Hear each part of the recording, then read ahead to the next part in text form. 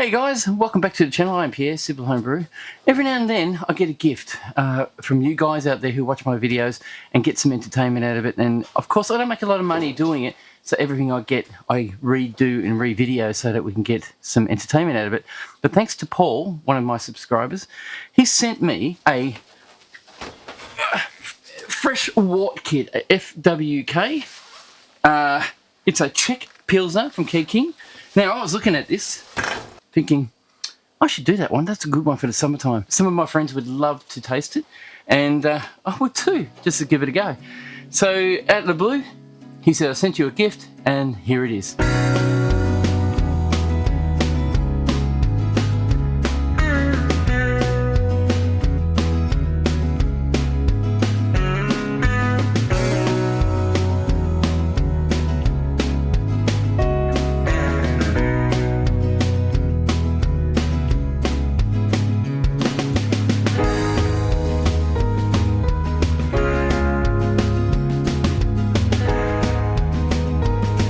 So today I'm going to do this the way the instructions suggest. There's no additional hops going in, there's nothing else. They do suggest putting 3 or 4 different types of yeast.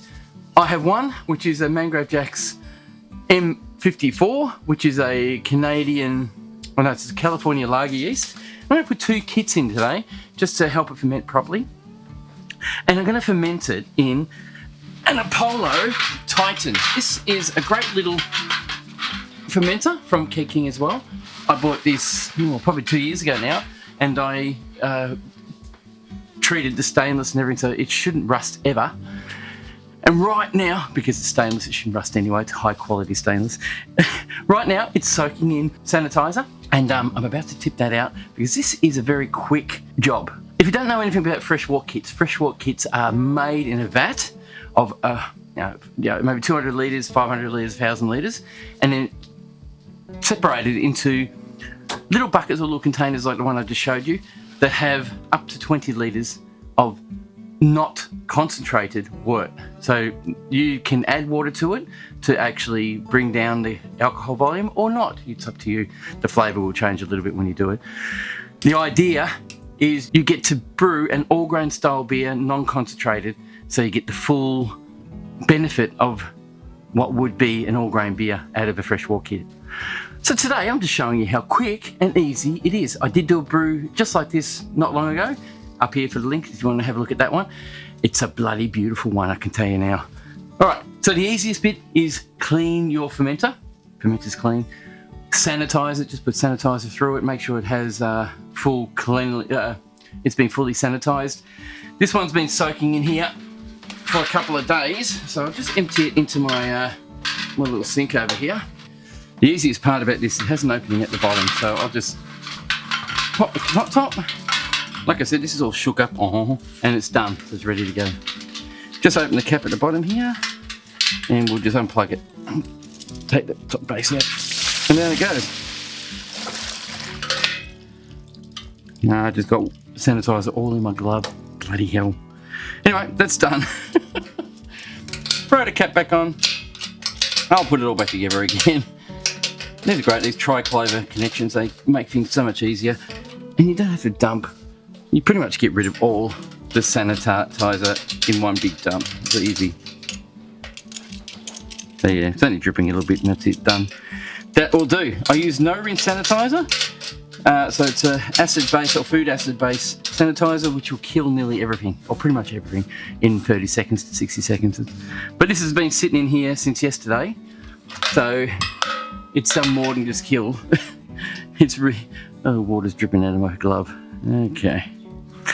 Alright, bit unhappy about that. Might change my glove. Right, it's wet. I have large nitrile gloves. These are great for anybody who's allergic to stuff. This will stop the allergies or prevent allergies, like with other kinds of gloves. Always use it, food safe, really good stuff. I buy mine from a local mechanic shop, which is our one is called Autobarn. There are others around, but I work there, so it's my prerogative to buy it from where I can get it cheap. I'll just spray a bit of sanitizer on it. This bottle is a mix of sanitizer that just Makes it simple to spray and control what you're sanitizing rather than making a heap mess, even though I'm doing that. Do that, all sanitized, ready to go. Now, I have complaints. People think I'm really a pig. No, I'm not. I'm not a pig. I'm one of those people who are very pedantic about things being clean, and I'm a very clean person altogether anyway. At times, people think that hair is a problem. It is not a problem, especially if you're drinking it on your own mostly. Right, I'm going to pop this deck back down on the floor. That should be in the right spot. Just about. Pop it there. I'll pull this out, pop it in the sink which has all the sanitizer in at the moment that I kept. And all I need to do now is throw the fresh Wort straight in there, straight away.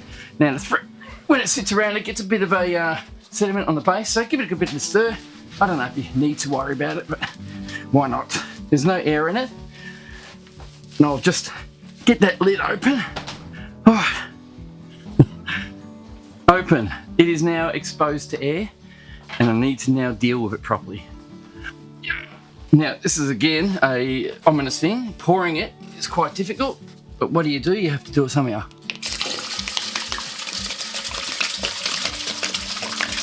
Well, if you guys know my channel, I'm pretty rough when it comes to this sort of stuff.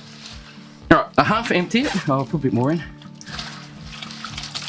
And you've got to oxidate your brew so your yeast has something to breathe when it's eating. So what I do is give it a good shake. Because I've let oxygen in there now. And that in turn foams it up as well. But I've added oxygen to it. And you don't need a lot. It does work without doing it too big, massively.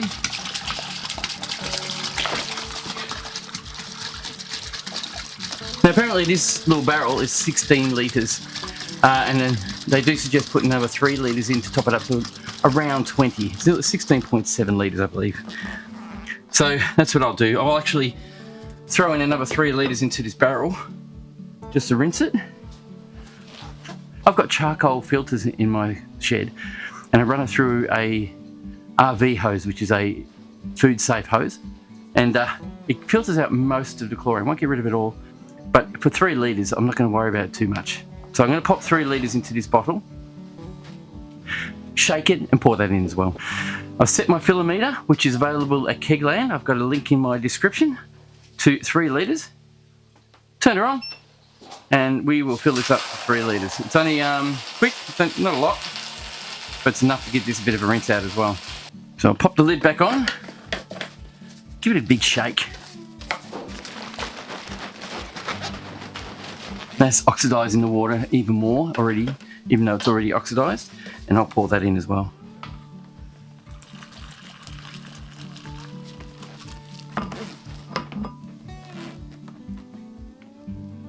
I hope you're recording. Yes, you will. Right, I'm happy with that. Now at this stage, we take a reading. We have to take a reading. Basically, we need to find out what the gravity is starting at. So we'll do that right now. I'll grab a graduated cylinder, and I need to get a sample. I know what I'll do. I'll pop the yeast in, because this is all that has to be done. With the yeast, I squirt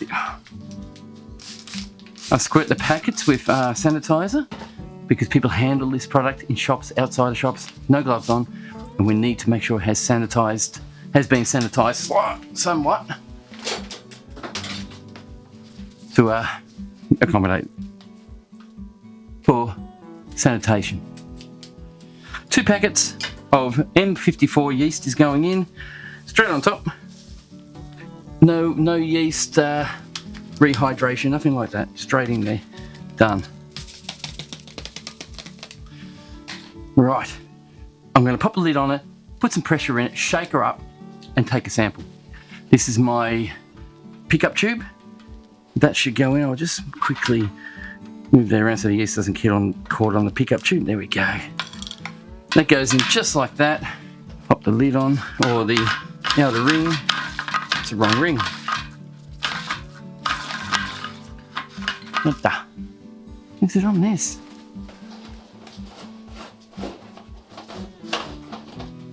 that the right ring? Oh, that's the right ring for it. There we go.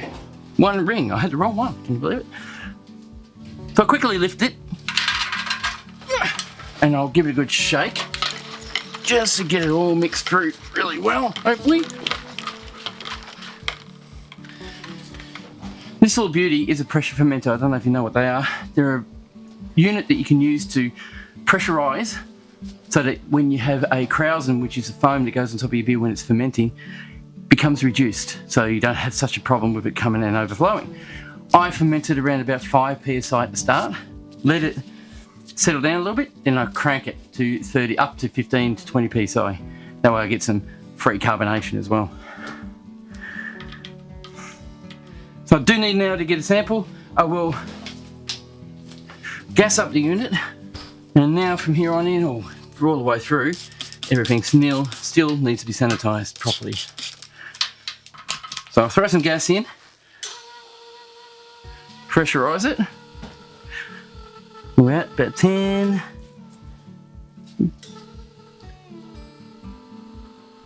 Bring it to 10 for now, and I'll quickly grab a sample. I get a sample with this. This is a quickie. It's a little device that pushes a pin on the ball lock on the quick connect, and it gives me a chance to just grab a sample. It's not gated, so it'll actually let everything go through really fast. And what I'm doing there is I'm actually sanitizing it, putting sanitizer through it so we don't get too much of a hit of sanitizer. I will throw my hydrometer into my graduated cylinder, and I'll just quickly grab a sample. Because it's under pressure, I'm going to be able to grab a sample and do this, but I need to be careful how I do it. I don't know if you can see that. You can. Just push down on it and grab a sample. What it does too, it also pushes fluid through the pipes as well, to just get them all cleared out beforehand, even though I've done all the sanitation anyway, got rid of some of the sanitizer. Right, I have now got my sample. I'll have a look at that in a minute, tell you what the gravity is here. And I'm actually going to store this one in my house in a little dark corner that sits at around about 20 degrees Celsius all the time, because I have temperature control near where the air conditioner is. I am going to pressure ferment that at 5 psi for the first day or two, maybe a bit more, depending on how much is coming out and how fast the gases are coming out. And when the gases slow down, that's when I'll bring the pressure up. The reason I'm doing low pressure fermentation is at low pressures, at least the bad airs, products, bad smells, get a chance to get out. And then after that, that disappears, everything else settles in, because it can impregnate into the beer and become part of the beer, and that's where you get some bad flavours. The reason why I do that is I like my beer tasting good. Alright, I'm going to put this to 5 psi, I'm going to throw it in my house. In a couple of weeks' time, I'm going to transfer it into a keg and we're going to do a tasting. We'll see you then. Now, someone's using an air blower or something like that. Hopefully I'll get it out of the audio, so it'll be just my voice. Now, before I go any further, I would like to thank my Patreon members for supporting this channel. If it wasn't for them, I would not be able to do this. Google doesn't pay enough, Patreon helps. If you want to support the channel, please do. It supports me and my channel and keeps me going through videos that I do and keeps me learning, and obviously make videos for you guys. Really appreciate it. Guys, Patreon members are awesome. Cheers. Okay, just transferring this from my fermenter, my Apollo Titan fermenter, and it went really well. Nice and clean, right up until the end, and now I just got a massive amount of crap from the bottom of the actual fermenter, which is a pity. It's going to cloud it out a little bit. It should settle down quickly.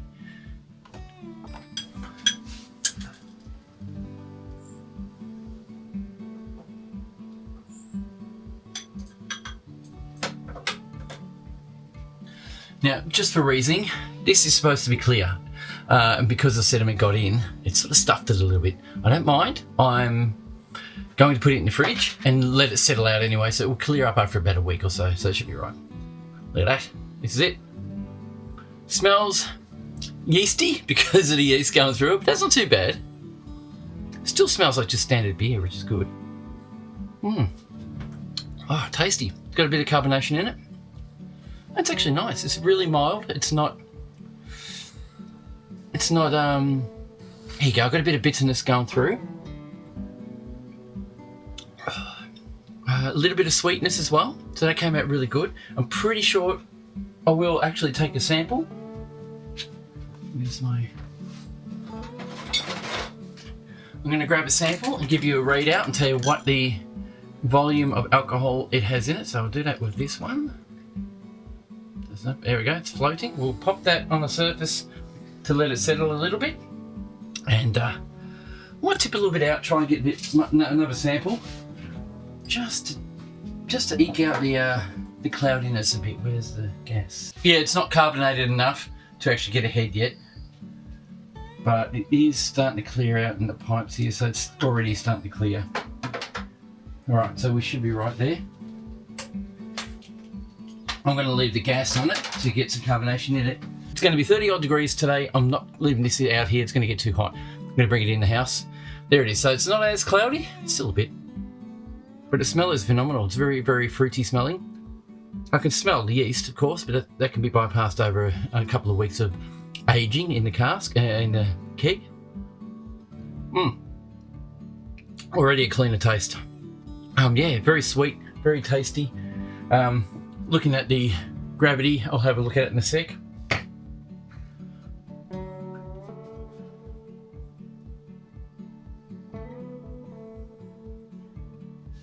Look, it's meant to ferment down to 10-14, and I can tell you, this is the bottle here. Doesn't say 10-14, but it's meant to be 5 to 5.5%. And at 10-14 from 10.50, I think it's done it. It's right on the money. All right, it's about 10-14. It's pretty much done this job. Around about 10-14. If the bubbles get off it, a little bit of bubbles are holding it up a little bit, it'll be 10-14. So it's about 10-15 on the scale. Give it 1 point back, so just give it a bit of a leeway.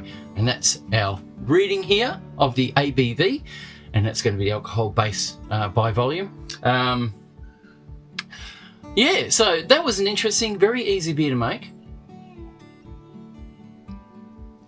Going to be a great summer beer just to have a beer and relax, and it tastes really nice. It's got a good little flavour to it, not smashing. I'm getting a bit of a hoppy flavour to it as well, some wheaty, and it's really good. In 2 weeks' time, I'll do another tasting. Once I've cooled it down and cold crashed it in the fridge for a couple of weeks, so I'll probably do a week in room temperature to age it a little bit. Then I'm going to throw it in the fridge and let it really cold crash and clear out a bit, and then I'll come and do another tasting. Alright guys, thank you for watching this channel. Thank you for supporting Simple Homebrew. I know my videos are a little bit different to most brewers out there. I just have fun brewing, and I know that we all brew in our own way, and I just love it. It's really good to get all the different kinds of flavours and nuances out of beers. And some of the beers can be awful, some of the beers can be good. So far, I haven't had much of the awful, I've had more of the good. Guys, thank you very much for watching. We'll see you in the next brew. Cheers. Finish this. Pretty good.